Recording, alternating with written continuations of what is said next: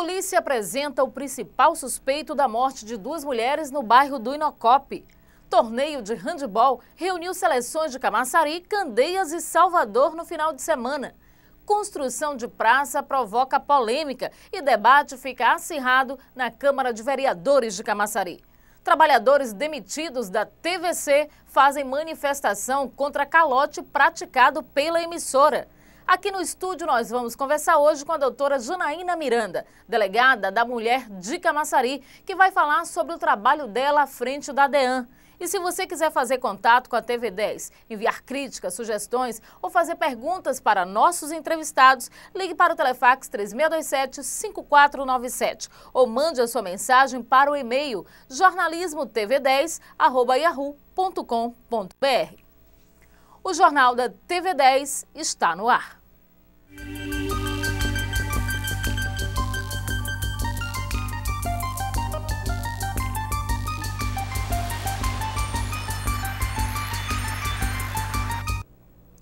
O principal suspeito de ter praticado um duplo latrocínio contra duas mulheres no bairro do Inocope já está à disposição da Justiça.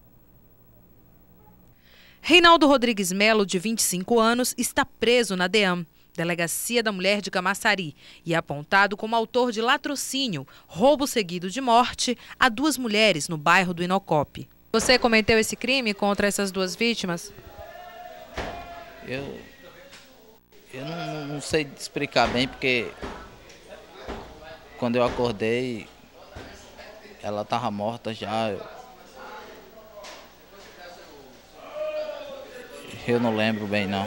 Foram encontrados com ele o celular de uma das vítimas e uma quantia em dinheiro. Ele não nega o roubo. Ela estava bebendo, estava sentada uma Rita lá na frente, eu fui, peguei, fui pro verde, deixei lá. Você roubou o celular? É.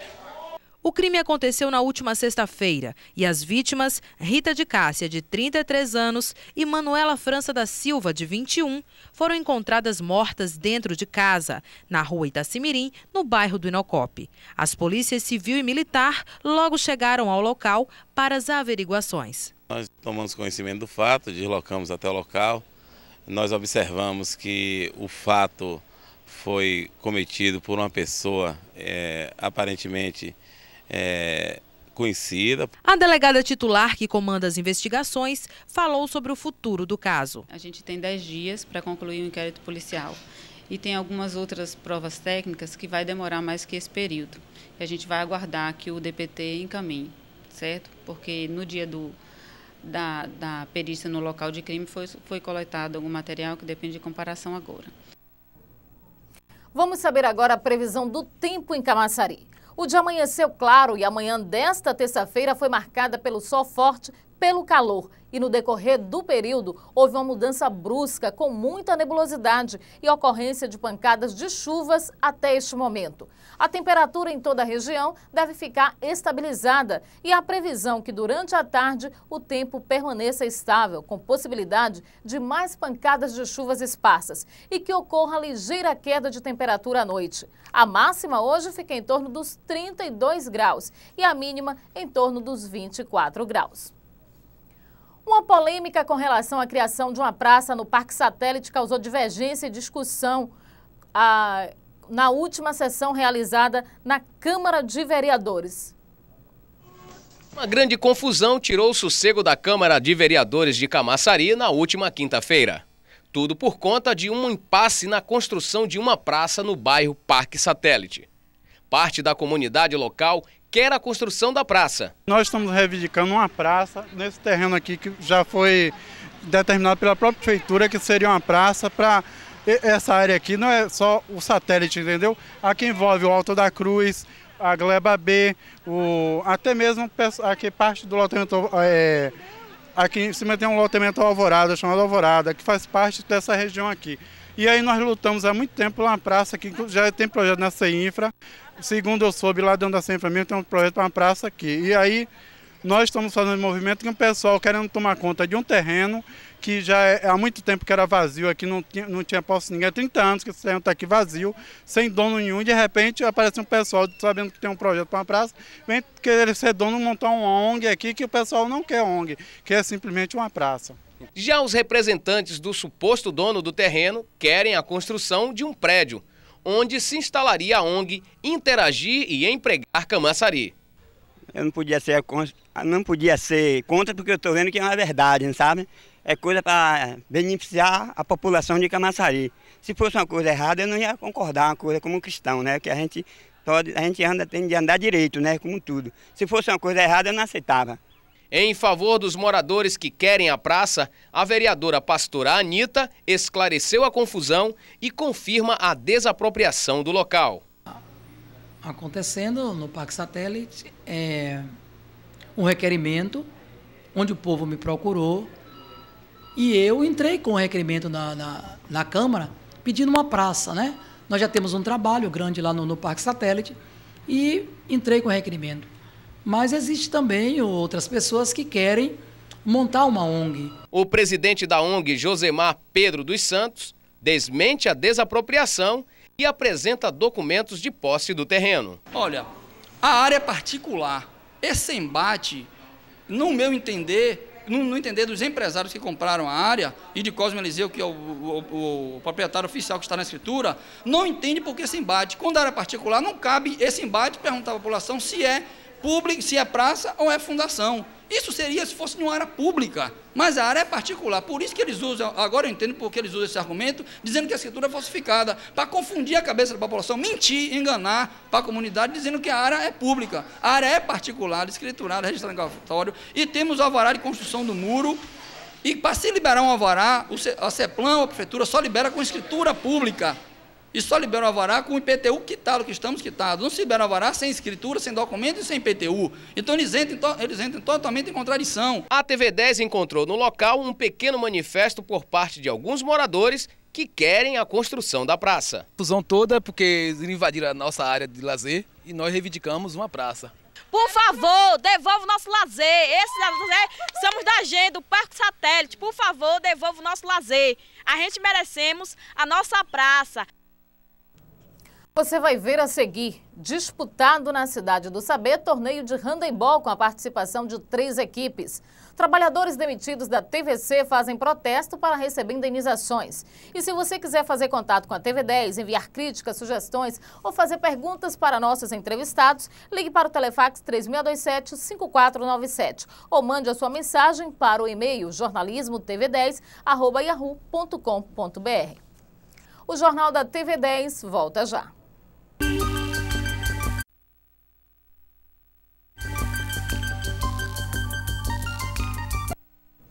No último final de semana foi realizado na Cidade do Saber um disputado torneio de futebol de salão que reuniu atletas de Camaçari, Candeias e Arembepe. Foi realizado no último domingo na quadra do ginásio da Cidade do Saber um torneio integração de handebol entre as seleções de Camaçari, Candeias e Olímpicos de Salvador. As seleções se preparam para os Jogos Abertos da Bahia. Acompanhe o resultado final. No primeiro jogo, Camaçari 11 e Olímpicos 21. Na segunda partida, o Camaçari levou a melhor, 17 contra 15 do Candeias. Na final, o Olímpicos disparou na frente com 23 pontos contra 15 do Camaçari. E uma correção, o torneio foi de handebol e não futebol de salão. Confira agora as vagas do Banco de Empregos. Vagas para mecânico lubrificador, técnico em comunicação visual, motorista entregador, engenheiro civil, encanador, soldador MIG e elétrica, instrutor de autoescola, eletrônico de manutenção, motorista carreteiro, técnico em mecânica de manutenção. Os interessados devem comparecer ao Pátio de Camaçari, na Praça Desembargador Montenegro, sem número no centro, ou no saque na Rua José Nunes de Matos, no centro, de segunda a sexta, das 8h30 da manhã às 5 da tarde, levando carteira de trabalho, identidade, CPF e comprovante de residência. O atendimento é através do sistema de senhas e as vagas podem ser preenchidas ao longo do dia. Você vai ver a seguir: demitidos da TVC fazem paralisação na porta da empresa para reclamar as indenizações trabalhistas. E aqui no estúdio nós vamos conversar hoje com a delegada da Mulher de Camaçari, a doutora Janaína Miranda. O Jornal da TV10 volta em instantes.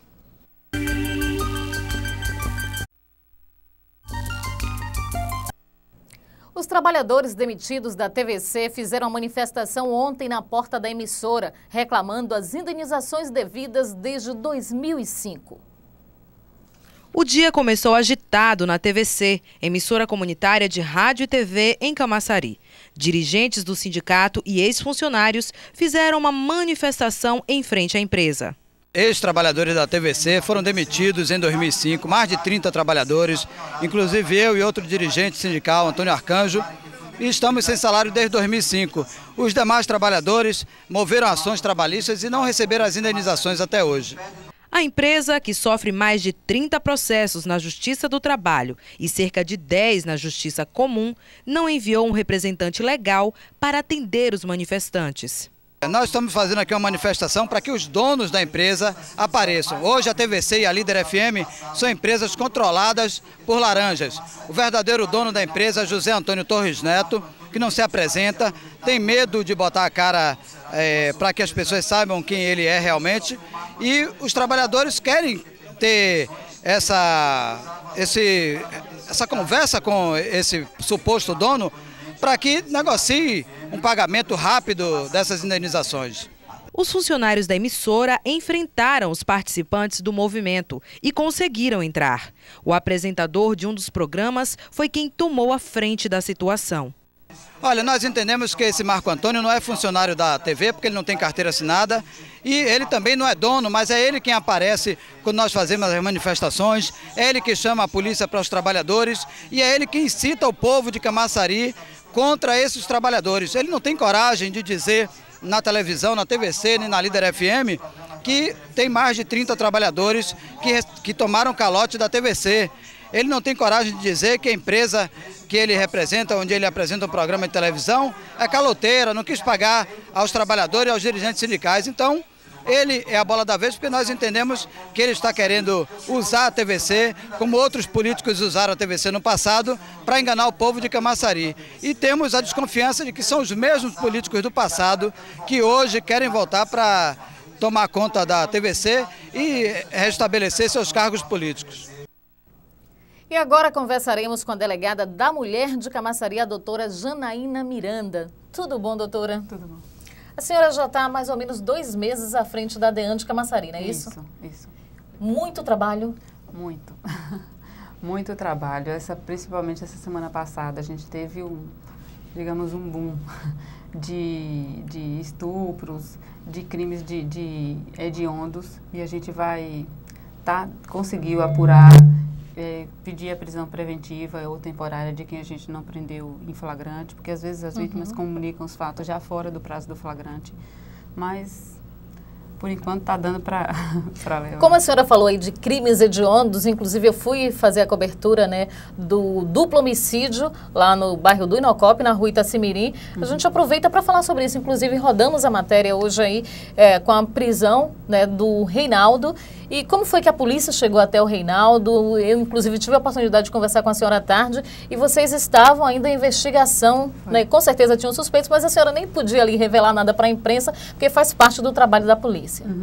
E como é que vocês conseguiram chegar até ele? Olha, ele fica negando, dizendo que não. Hoje ele já, inclusive na nossa reportagem, ele já admite, diz que acordou. Primeiro ele disse que quando acordou, elas estavam dormindo e ele saiu. Agora ele já disse, inclusive na nossa reportagem, que quando ele acordou, elas já estavam mortas e ele não lembra de nada. O que a senhora diz a respeito disso? Olha, quando a gente viu o fato, a gente a princípio pensou que fosse violência doméstica, por isso que a gente foi para lá. Certo. Depois, com o desenrolar, a gente viu esse rapaz que era suspeito e ele dormia lá na casa de vez em quando. Então a gente ficou sem saber se ele tinha alguma relação íntima com as vítimas. Certo. E depois se apurou que ele era ex-funcionário de uma das vítimas, de Rita, né? Ou seja, ela tinha até um carinho por ele, tratava ele bem, tinha, né? consideração, ele deitava no sofá, assistia televisão, tinha toda a intimidade na casa.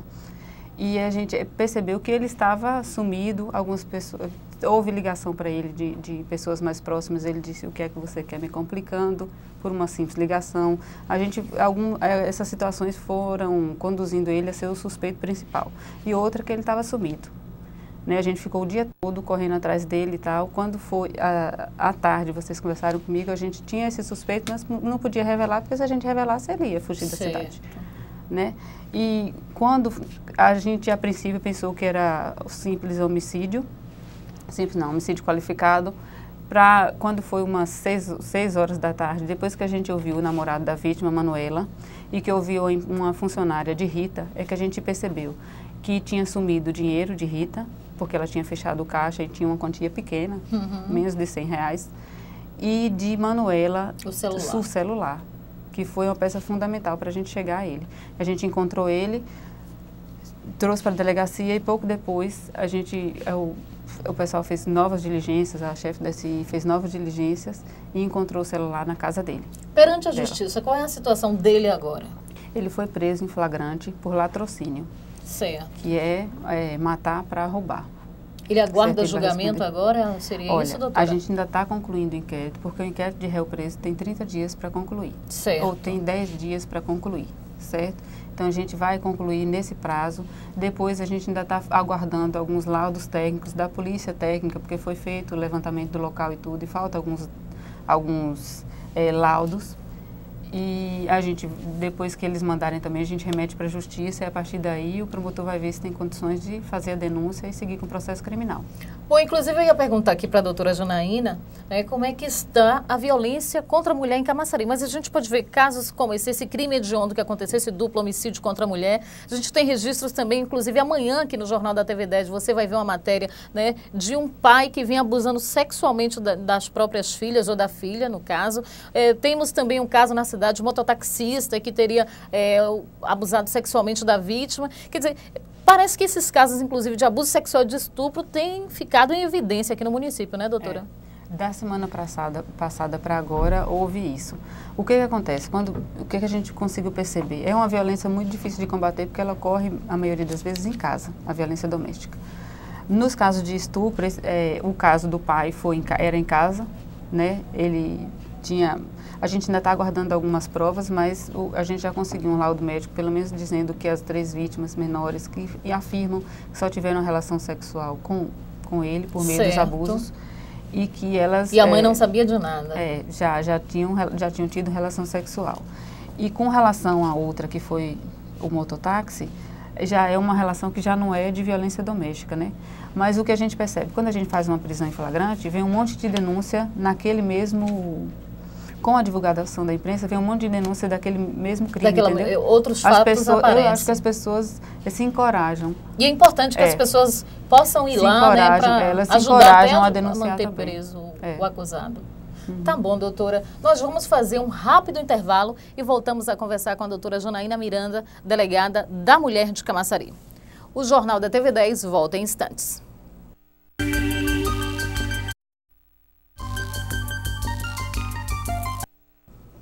Estamos de volta aqui no estúdio. Hoje eu converso com a delegada da Mulher de Camaçari, a doutora Janaína Miranda. A gente já falou aí sobre a violência no município, os crimes hediondos. Ela está há 2 meses e poucos dias à frente da Delegacia da Mulher aqui no município. E nesse seu trabalho, doutora, aqui em Camaçari, quais são as principais dificuldades que a senhora tem enfrentado? Olha, a dificuldade da Delegacia da Mulher, normalmente, é que as vítimas venham denunciar os agressores e que venham... dentro do prazo do flagrante, para ficar mais fácil o trabalho da gente. Nos crimes sexuais, principalmente, as provas se perdem em cerca de 3 a 4 dias. E às vezes as pessoas, o agressor ameaça as pessoas, elas ficam intimidadas com essa ameaça e demoram para ir registrar a queixa. Aí quando vai registrar a queixa já não se colhe mais a prova material. E às vezes é até fácil alguém dizer, aquela delegada não fez nada e não sabe que a prova é fundamental, o flagrante tem que ter, né? Senão a senhora realmente vai se sentir inútil diante da situação. Porque não adianta a delegada fazer a parte dela e depois vem a ordem judicial lá porque realmente faltaram provas.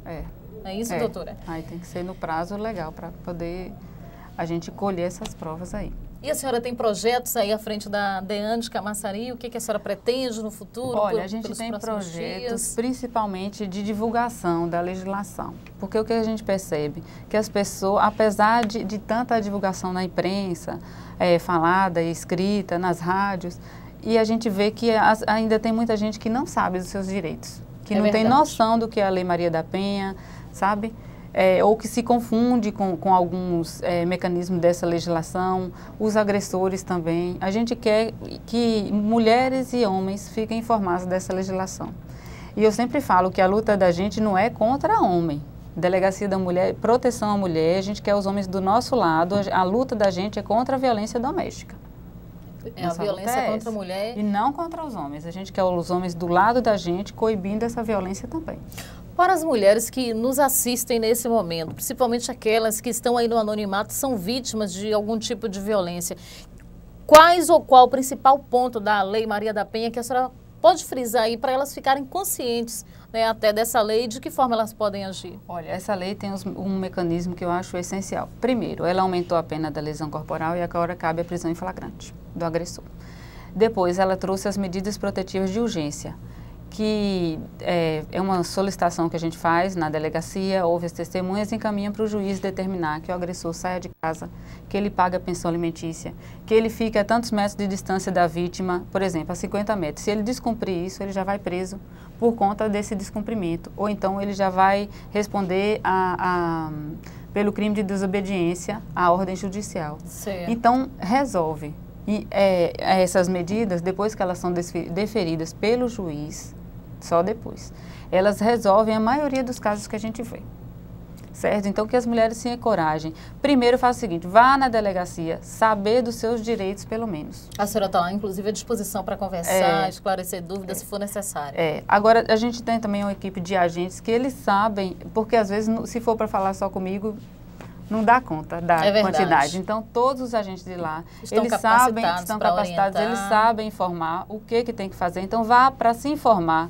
Depois pense se registra queixa ou não. Se tiver na dúvida, vá pelo menos para obter a informação.